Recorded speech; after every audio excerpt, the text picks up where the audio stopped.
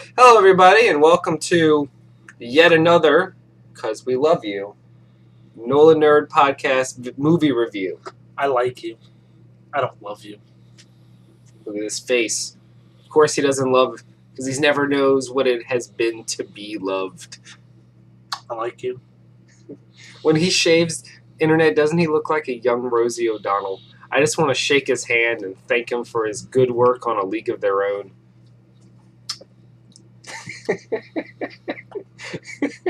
No. All right, NolaNerdPodcast. You look dumb. Movie review. Today we're going to be talking about Looper. That's correct. Yeah, Looper. The new sci-fi hotness. The new hotness with a twist that'll throw you for a loop. Get it? Is there a way out of this review? Get it? Oh my god, I just came up with that. Don't that is awesome. Okay, I'm Matt. I'm Chris. Begrudgingly. And we're the Nola Nerds. And today we are brought to you by Pat O'Brien's in New Orleans, in the downtown French Quarter area, where you can get all the finest alcoholic beverages. If you can find a place to park and want to fight through all the tourists. And pay. Yeah, like a sucker. Who pays anymore, am I right? I just pirate my food. I just ordered and leave. Good times. Looper. Yeah. One day we'll get our review started before the minute mark of bullshit. Put your water down. We are professional. I'm thirsty. Fish. That's why I have a cool, crisp Dasani water. I was going to make a political commentary because, that was a thing. Too much water drinking. Was it? As he trails off. I don't know. We got nothing. All right. Moving on. Let's talk about Looper. Joseph Gordon-Levitt in one of 72 movies he's appearing in this year. Oh my god, there's been a lot of fucking movies this year. I just realized. 3, in the span of 1 month, he was in 3 movies. I know. Essentially. His most high-profile one, of course, was Dark Knight Rises. Then he transitions to the incredibly forgettable Bike Courier movie. Oh, yeah. Right? Premium Rush. Yeah. And then, 2 weeks later, Looper comes out. I think he's going to be in Lincoln, too. Yeah.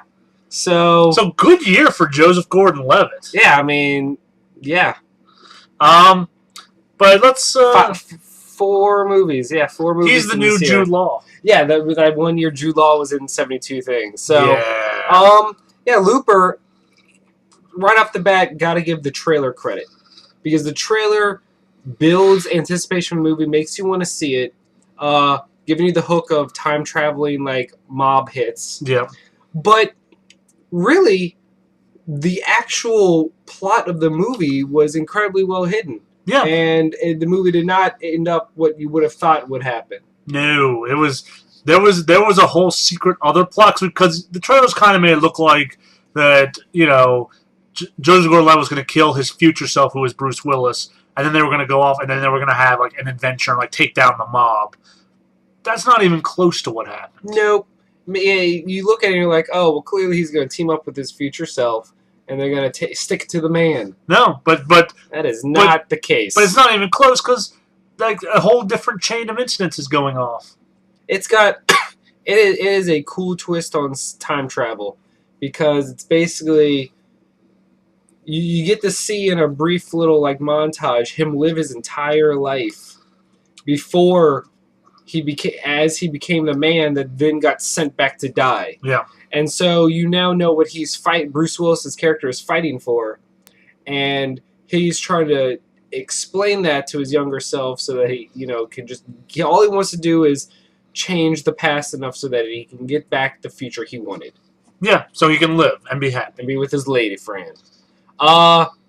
Gotta give props to whoever did the makeup and the special effects, because he looked like a fucking young Bruce Willis. There was a point where Bruce Willis was trying to look like Joseph Gordon-Levitt, which was a little funny looking, but it kind of worked out. It did. The intermediate with the balding hair. Yeah, when he had the awful comb over. Right, I love that.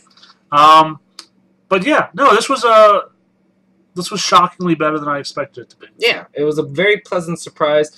One of the more subtle sci-fi movies of the year. When you think sci-fi, you think science fiction. it's always the subtler ones that always get me better. Like here, we're in the future, but the world pretty much hasn't changed. It's just Time shittier. travel happened, and that was quickly banned. Because everyone realized that it was a fucking disaster zone. So they're like, oh, we invented time travel. Holy fuck, we invented time travel. We need to lock this shit down. And of course the mob takes it. But I mean, other than that, and the appearance of a mutation in the genetic code that allowed for mild telekinesis, Which, I mean, the future really isn't that futuristic. No. We've got hover bikes and hover cars. but they suck. They suck balls. It's exactly what you'd think they would be. Like early prototype hover things They're big failing and all the clunky. time. There's like vacuum cleaners. Yeah. But there's a whole subplot involving him while trying to hunt down his future self, finding this girl played by Emily Blunt, who I like. I'm liking her and stuff. Yeah. Because apparently the main gist is in the future there's some crazy mob boss who's killing everybody. And the loopers. And the loopers. He's consolidating everything, making a power play. Bruce Willis has figured out he's going to be one of 3 children and has gone to the past to murder them. So it's basically a little Terminator thrown in there also. It's a little Terminator meets a little Age of Apocalypse, Dark Angel Saga, Uncanny X-Force. If you ever listen to our comics. Or if you have a passing knowledge of comics. Yeah. Rick Remender's Uncanny X-Force, the whole plot of the first one is like killing Apocalypse as a child before he has a chance to grow up to become Apocalypse. Then you get into the whole like nature versus nurture thing. Is he genetically bred to be like that, or is the right upbringing going to save him?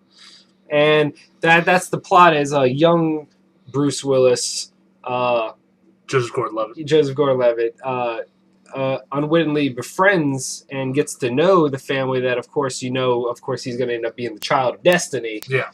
And so it's just the two paths crossing as Bruce Willis finds out that that's the child, and then the mob finds out about them, and it all coalesces into awesome. Yeah, totally agree. And we got Bruce Willis getting to be a badass.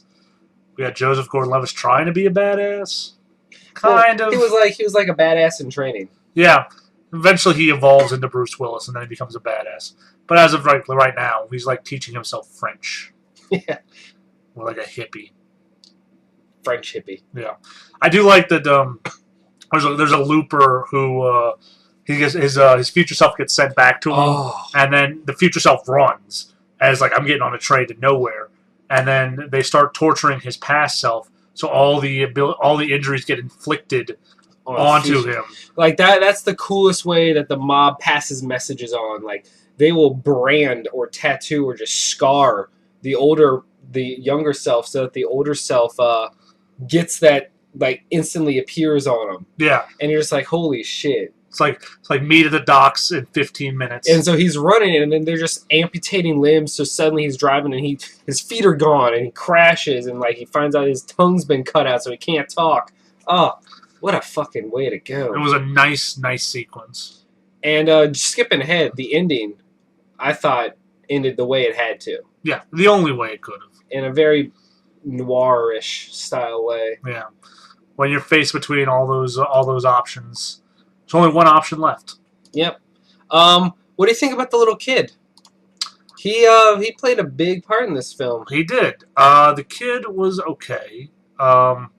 He was kind of creepy.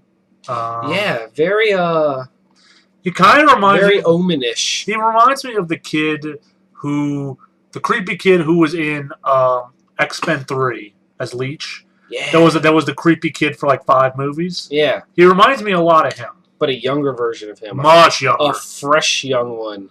A much younger. And he was fine. I mean, he didn't really have hell of a lot to do. Yeah, I mean, he was the young kid who was more intuitive than assumed, and loves his mom. Yes. Or his fake mom. Or whoever. Or his problems with the fact that, I don't want to give everything away. No. We should. Just being vague.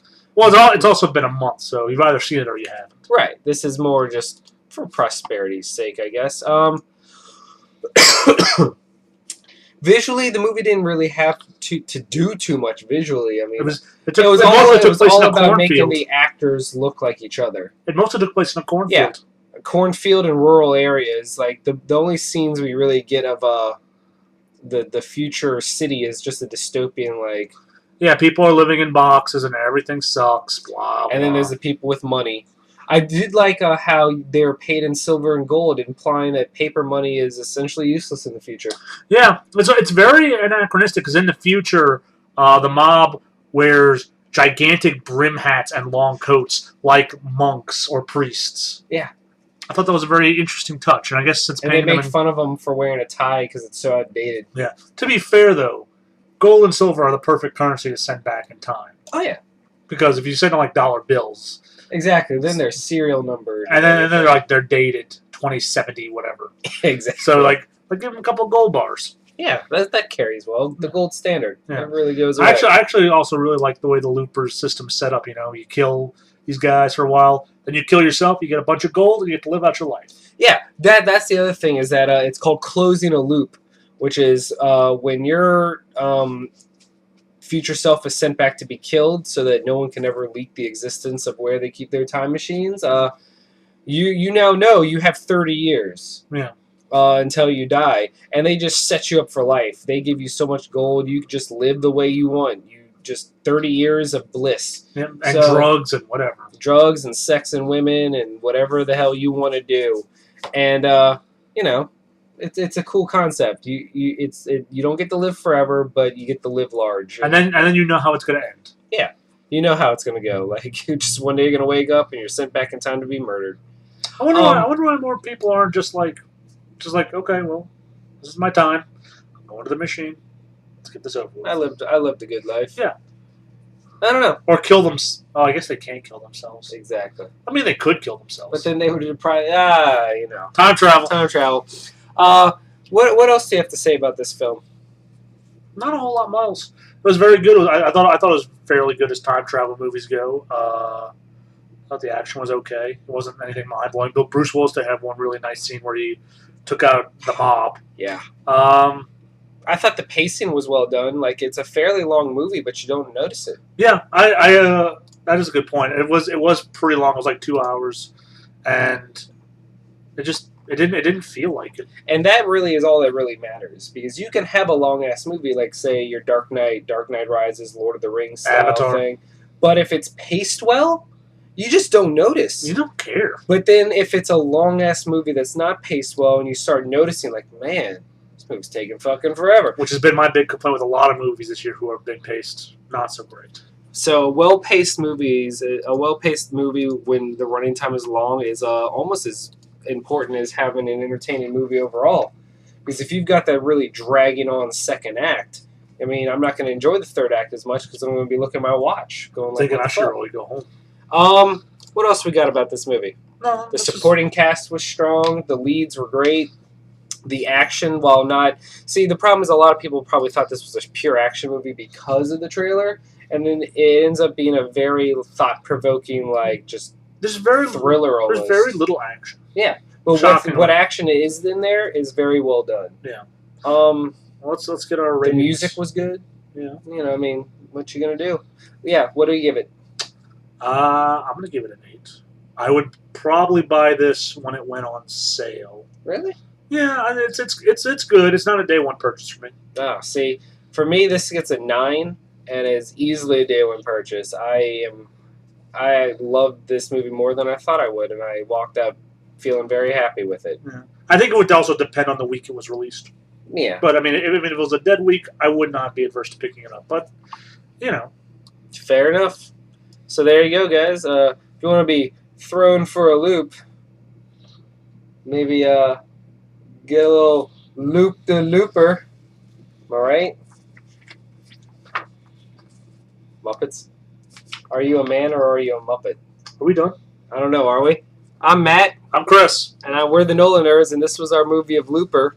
And I'm glad you enjoyed all of my my awesome loop puns. Your 2 loop puns. You had to say pun twice. I know. It's almost as if it looped back on itself. Holy shit! Yes! Oh! Nailed it. Thank you, guys. Tune in for our next movie review when we talk about Taken 2.